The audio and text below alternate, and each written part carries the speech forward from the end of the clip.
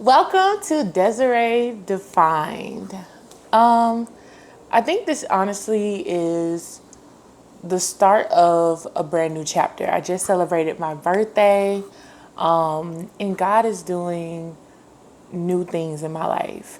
Um, Desiree Defined is going to be a show about me, about everything I've been able to accomplish, everything I've been able to learn. I'm super excited. So we're gonna get comfortable. We're gonna have some laughs, some cries.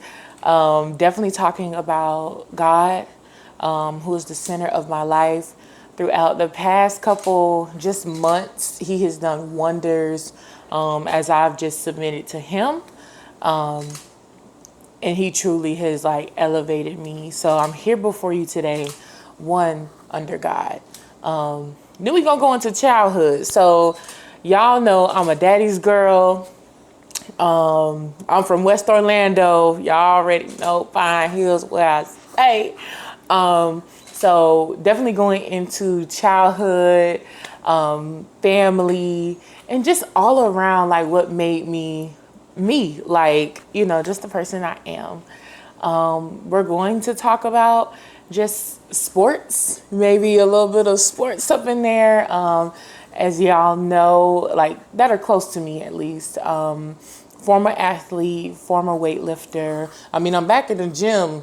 My personal trainer got me back. I just went to one session with her, so she, is gonna be working on me and getting me back strong, and also helping me just with my weight loss. So I'm super excited to really just talk about like sports and like how that was such a huge part of my life and a huge part of my childhood.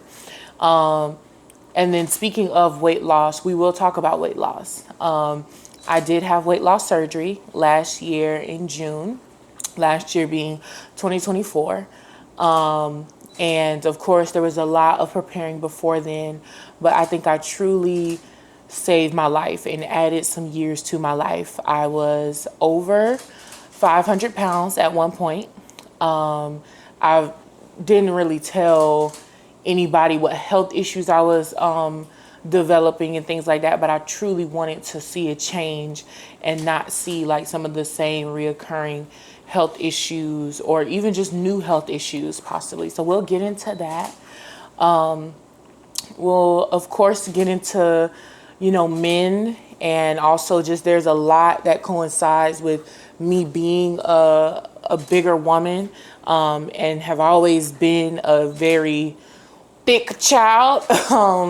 So men and relationships will be discussed. Of course, no names, no tea, no shade, but there will be stories like, about just men that have either tried to hide me or just the lovely man that I have in my life now, who is behind the camera, by the way. Shout out to Big Talk Media. That is my hubby, my life partner. That is his company. And speaking of that, we'll get into business. We'll get into not just business, but the businesses that I've been able to develop. My first business, Gleam and Glow, we'll talk about the Ink Consulting, my HR consulting company, the Ink Investments, which is an Airbnb company we'll be developing in the next couple years. We'll talk about Soul Outreach, which is me and my partner's business together. We'll be talking about business and how that has been able to shape some of the decisions that I've made. But all while that is going on, career, like I'm still in HR. If, people that do know me and people that are just tuning in, I am in human resources. I truly enjoy it. And I currently still work full time while building all of the empire that God has given us. So we'll get into that. There is a lot of people that have supported me along the way, and we'll talk about my friends. My friends are truly solid, like every last one of them. And I feel like I have great stories to share with you, just of how we've grown since college. We are coming up on like 7 years, 8 years, some people 10 years of just relationships, friendships. And we met, by the way, in the Black Female Development Circle. So, and I've been a part of a lot of different groups. The Black Student Union, I met some friends in college. Some in NCNW, not like long lasting, but some in NCNW, National Council for Negro Women. I love poetry, so I was a part of Project Spit and things like that. So just the organizations that truly have shaped me, and one huge organization that has shaped me, hurt me, loved on me, supported me, and really dragged me, all of that in one, Zeta Phi Beta Sorority Incorporated. There's a lot of trauma. There's a lot of truth. There's a lot of amazing women that I have met. But there's a lot that I've learned in that organization that I'm truly going to take with me and that I have had with me for a little while. I am Desiree Davis, the president of the Delta Alpha Mu Zeta chapter, also known as the West Orange County Zetas of Zeta Phi Beta Sorority Incorporated. But it's gonna be some tough stories, or maybe not even stories, but just hinting to some of the things that I've experienced as a Black woman around other Black women. That it's not always positive and it's not always negative, but it truly has grown me to be who I am. So we're going to talk about all of it, and always wrapping it up with God. I have spiritual gifts. There are things that I can see, things that I can sense, things that I not necessarily can do, but the power of tapping into your spiritual gifts is important. Like, it's truly important to who you are, because you have a gift, whether it's you speaking a prophetic word, or, you being a prayer warrior. Like, it truly transforms your life when you understand what your gift is.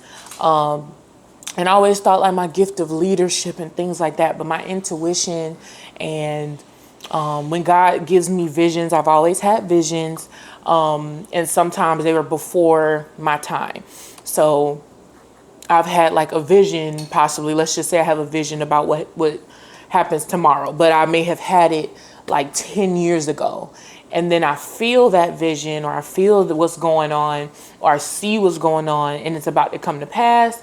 And sometimes I can kind of not alter it, but kind of really just understand what the moment should look like and what it may look like. Maybe if I need to alter what I'm about to say, alter how I'm going to interact with somebody. So it's not often, but when it happens, like, I don't miss. And there's truly power within my words, power within the tongue. So there have been some things that I have been able to say and they came to pass. One example, just random example, was I can't remember which Super Bowl it was, but I told my mom, it was me, my mom, and my sister, and I was like, what if all the lights went out in the Super Bowl? And she was like, girl, that's never going to happen. Like, they have generators, they have like teams for that. Like, that's never going to happen. And I had to be in like middle school, high school. And I was like, okay. So I went to the bathroom. It was like the game was playing. My mom loves football, and dad loves football, played football, was prepping to go pro before he was having me. But all of a sudden I hear screaming out of, the bathroom, and she's like, Desiree, like, give me some lottery numbers. And I'm like, what? Like, what's going on? So I come out or whatever, and she's like, the lights just went off in the Super Bowl, and they had to literally go to commercial and figure out the power of the Super Bowl. I didn't know what happened, but if I had to bet that night that the lights were gonna go off during the Super Bowl, I would want some money. So, but it's just things like that. And ever since then, she instilled in me like just the power that I truly have, So when I speak something and I truly believe something, or even sometimes when I'm not even truly believing in it, it can come to pass because God has given me some of that intuition, not woman intuition. It's the Desiree intuition, Desiree defined. You know what I'm saying? So, yeah, so that's super important for the spiritual gifts that God has given me to be discussed on this show. I have always been kind of wanting to hide my true self because of just the different feedback, critiques, and looks and whispers that I have gotten, or that I have sensed, or that I've just overheard.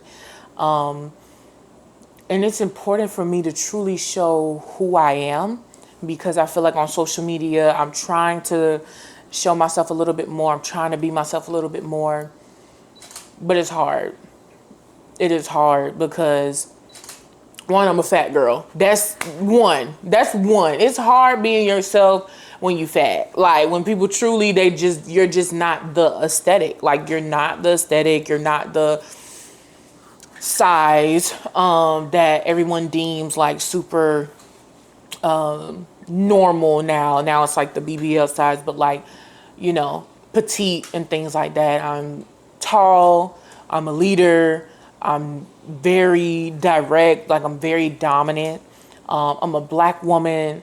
I'm a black woman with locks. I'm a black woman with locks from Florida that's plus size. So it's a lot that I feel like I've had to hide from everyone because I truly feel like people don't support me. And the people that do support me, they are loud with it. They are out there with it. But the people that I'm like, hey, I'm doing this or whatever, like it's the same people supporting. And so I'm like, okay, let me just hide who I am, because if they can't even accept the little bit that I'm showing, how can they accept me? But in the day of social media, in the age of social media, I know a lot of people, they have their pros and their cons about social media, but it has shown me that you can truly be whoever you want to be. And in this season, I'm choosing Desiree. That is who I'm choosing to be. That's who I'm choosing to live for. That's who I'm choosing to operate, through, like truly through myself, not anyone else, and not, some person that I'm really cultivating because I got critiques, because I got feedback, because I heard them say something. And that's been a thing where I've received so much, feedback that I'm like, okay, let me try to take in consideration what people are saying. And at this point, I truly don't give a fuck. Like, I don't. I don't do a lot of things because of whose I am. I'm the Lord's child, and I'm Donovan and Misty's child. So I'll never try to do anything to embarrass my family. But it's about to get real, real. Real. And I actually had a podcast I was supposed to be starting called The Real Deal, but it never went anywhere. That, I ain't know really what I was doing. But this will be The Real Deal under Desiree Defined.